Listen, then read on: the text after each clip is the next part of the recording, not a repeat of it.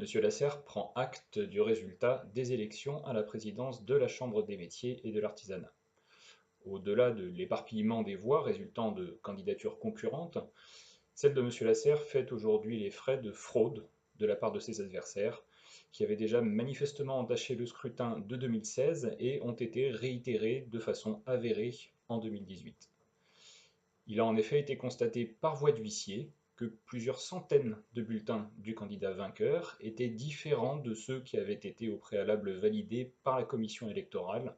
présentant un grammage et une couleur différents, ce qui permet de soupçonner une manipulation du scrutin.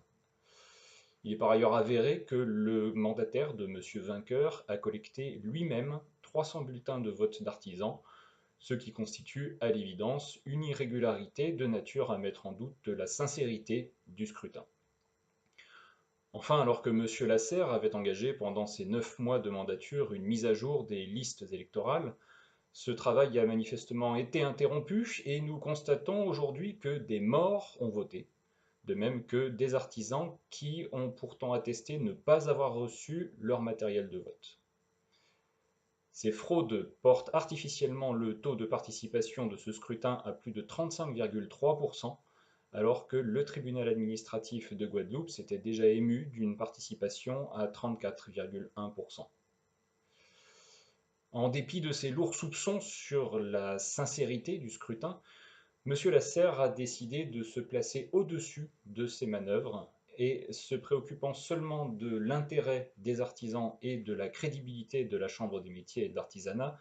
a choisi de ne pas contester ces élections devant la juridiction administrative pour les 3 années de mandature restantes, au terme desquelles il invite les nombreux artisans qui l'ont soutenu et qui continuent à le soutenir à relever avec lui le défi d'un nouveau scrutin. Toutefois, les fraudes qui ont manifestement entaché ces élections sont d'une ampleur et d'une gravité telle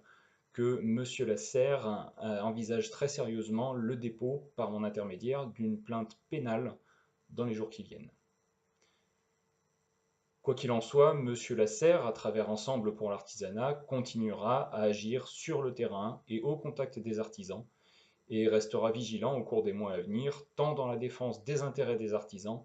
que dans la surveillance de la gestion de la Chambre dont il avait redressé le budget pendant sa présidence.